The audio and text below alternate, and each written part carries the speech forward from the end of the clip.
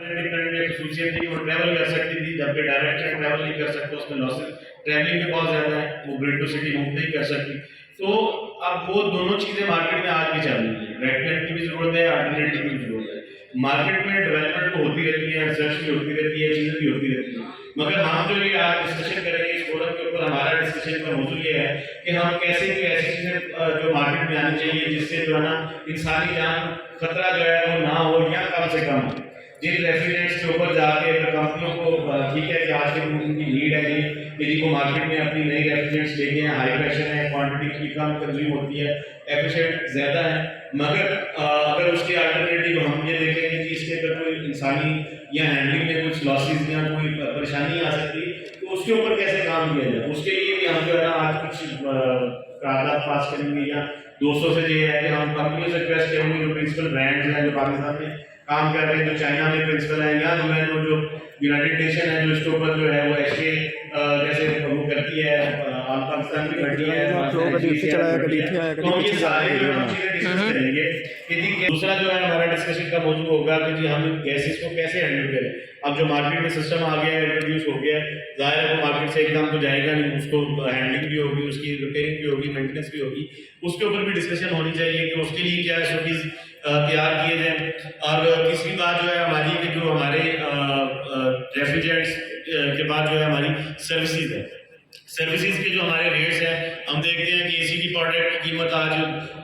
यकम के बाद हर यकम को हम देखते हैं 8-10 हज़ार में बढ़ जाती है, मगर उसके ऊपर तो कोई इलाज या कोई प्रोटेस्ट नहीं होता, मगर कस्टमर जो है वो चाहे 1.5 लाख एसी खरीद लेता है, मगर वो जब मार्केट में आता है वो तलाश कर रहा है जो 1000 रुपये वाला 1500 वाला बंदा जो है हैंडल करना है और उसमें उसमें उसका इलेक्ट्रिक का भी काम करना है, वो भी सारी इंगेजमेंट है। तो ये सारी चीज़ें होने के बावजूद जो है उसको उजरत सबसे कम दी जाए, तो इसके ऊपर भी जो है ना हमारे तहफ़्फ़ुज़ात हैं, हम ये आने वाले ज़माने में चाहते हैं कि इसके ऊपर भी कुछ एसओपीज़ बननी चाहिए, कुछ बातचीत होनी चाहिए ताकि ये चीज़ें जो है ना हमें भी पे बैक होना चाहिए। हम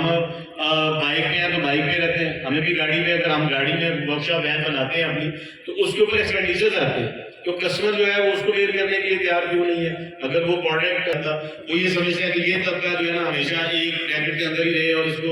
एक ब्रैकेट के अंदर ही जिंदगी गुजार के जो है ना इसकी जितनी भी लाइफ का प्रॉब्लम आए इसके साथ कोई मिस हो जाए उसमें कोई भी उसके लिए जो है ना वो नहीं है कि जी इस बंदे के साथ अगर कोई मसला होता है तो कोई जो है ना इसको हेल्प आउट किया जाए। तो हम ये समझते हैं कि इसके ऊपर भी जो है ना हमें मिलजुल के काम करना है, इसके ऊपर मिलजुल की आवाज़ उठानी है। तीसरा ये है कि हमारा जो स्पेयर पार्ट्स है, आज कंपनियाँ ये चाहती हैं कि जितने भी सर्विस के रेलिवेंट काम है वो उनके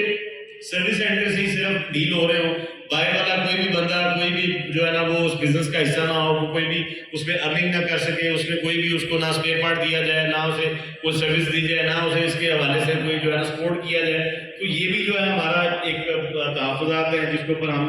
बड़ी जो है ना हमें प्रॉब्लम है। और पूरे पाकिस्तान में हम जब सीजन का पीक टाइम आता है तो कोई भी कंपनी इतनी बड़ी सर्विसेज नहीं रखती है, वो इंस्टॉलेशन के हवाले से हो, वो सर्विसेज के हवाले से हो, स्पेयर पार्ट्स की अवेलेबिलिटी के हवाले से हो, तो कोई भी लोग जो है ना वो नहीं रखते। तो उससे क्या होता है कस्टमर सफर करता है। तो हम लोग जो अपनी जिंदगियां दोस्तों ने हमने जो लगाई है इस काम को सीखने में करने में, तो आज हमारा जो ये माशी साल हो रहा है इसके ऊपर जो है ना हम कंपनियों से रिक्वेस्ट करते हैं कि हमारे साथ कोऑपरेटिव हो, हमें भी अपनी टीम का हिस्सा समझे और हम भी साथ देखें, हमें भी विवाद से लगाया जाए सारे मामला में। और चौथा जो है हमारा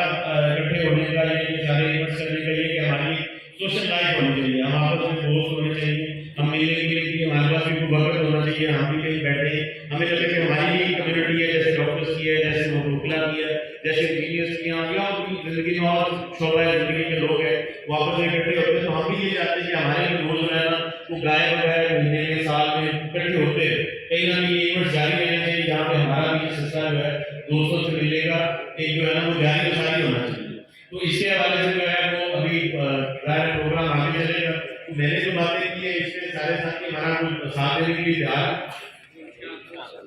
तो इंशाल्लाह हम इससे जो है मज़ीद भी जुड़े हैं, हमारा एक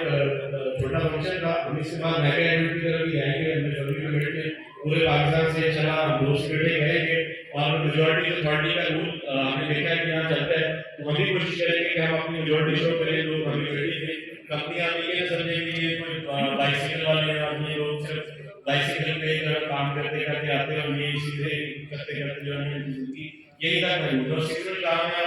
सारे साल का एक्सपेंडिचर। एक बंदे को कारीगर बनने में 5-7 साल लगते हैं, और 5-7 साल के बाद अगर उसको पे आउट नहीं होता तो वो इस फील्ड से निकल जाता है, वो कहीं और सर्विसेज के लिए, या ये कोशिश करता है कि इस मुल्क को छोड़ के किसी दूसरे मुल्क में जाके अपनी सर्विसेज देके तो वहां से वो अधिक करने की कोशिश करता है। तो इसके लिए जो है वो पूरी कंपनियों को भी चाहिए कि वो इस तबके को भी, इन लोगों को भी, जो टेक्निकल लोग हैं इनको भी साथ देके चले, इनको भी अच्छा पे आउट करें। अगर वो अपने मसाइल को देखते हैं, अपने उनकी कॉस्ट कट देखते हैं और अपनी कॉस्ट कटिंग देखते हैं कि कहाँ पे वो मिनिमम करके आज प्रोडक्ट की क्वालिटी, उनका वेट, उनकी चीज़ें किस कदर नीचे आ गई हैं, मगर कीमत उसकी वो 3 गुना चली गई। जहाँ हम देखते थे जैपनीज या जर्मन ब्रांड या कोरियन ब्रांड की प्राइस होती थी, शायद चाइनीज प्रोडक्ट की कीमत भी आज उससे ऊपर चली गई है। तो मगर देखिए कि उसके बाद इस वक्त हमारी सर्विसेज 10 साल 20 साल पीछे वाली जो है ना वो अफोर्ड की जाती हैं, और मार्केट में भी डीलर्स की तरफ से भी और कंपनीज की तरफ से भी हमें इस चीज़ पे ना पूरी सपोर्ट चाहिए।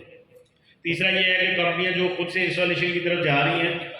हम ये चाहते हैं कि ये एक ओपन फोरम था, कस्टमर बाय करता था, हम लोग इसको सर्विसेज देते थे, तो इसको ओपन किया जाए, ना कि चंद हाथों में इस काम को समेट के दे दिया जाए, और फिर जब सीजन की देरी होती है वो खुद भी परेशान हो रहे होते हैं कि जी लोग नहीं मिल रहे, अभी 8 दिन लगेंगे आपकी इंस्टॉलेशन को, 10 दिन लगेंगे, और जो काम के दिन होते हैं तो हम भी देख रहे होते हैं कि यार ये काम के जो कुछ दिन होते हैं जिसमें अर्निंग होती है, बाकी तो एवरेज आउट हो रहा होता है। और आने वाले ज़माने में जिस तरह ये काम भी एक हद के अंदर आता जाएगा, चूँकि जितनी भी प्रोडक्शन है, जितने भी लोग इस फील्ड से रेलिवेंट है, कंपनियां जो भी हैं उनको भी एक कोटा सिस्टम में लाया जा रहा है। अब गवर्नमेंट की तरफ से इम्पोर्ट और एक्सपोर्ट को बैलेंस करने के लिए वो एक कोटा सिस्टम दे रहे हैं कि अगर वो 40% जो पिछले साल की उनकी इम्पोर्ट थी, किसी कंपनी ने 100 अरब का काम किया तो अब वो 40 अरब का काम करने की उनको वो लिमिट्स देंगे। तो अब उसमें भी वो सिलेक्शन करेंगे कि एयर कंडीशनिंग में काम करें, रेफ्रिजरेटर पे काम करें, डिस्पेंसर पे करें, माइक्रोवेव पे करें,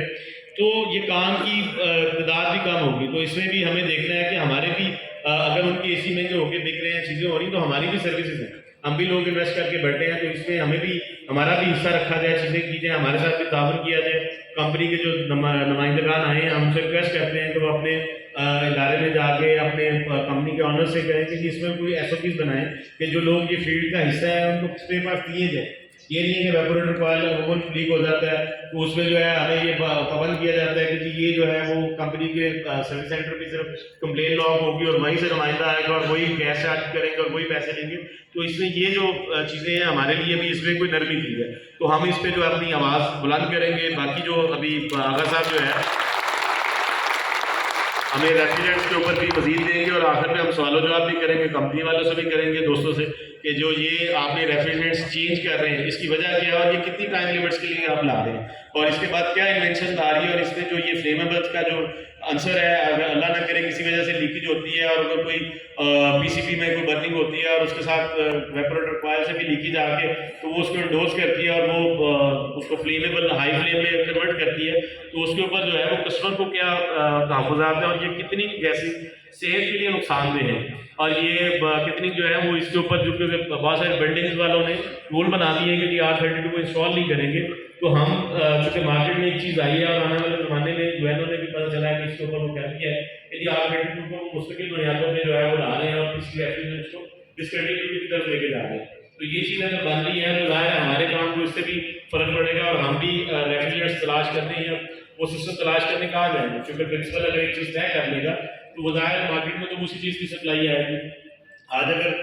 फ्यूल वाली गाड़ियाँ चल रही हैं तो आने वाले ज़माने में बैटरी वाली गाड़ियाँ, इलेक्ट्रिक गाड़ियाँ आ जाएंगी, तो ज़ाहिर प्रिंसिपल जब उस पर शिफ्ट हो जाएंगे, जैसे हाइब्रिड आना शुरू हो गई और फिर तो वो चीज़ें जब प्रिंसिपल तय करता है तो वो मुस्तकिल मार्केट में आ जाती है। तो इसी तरह हमें भी ये देखना है कि हमारे जो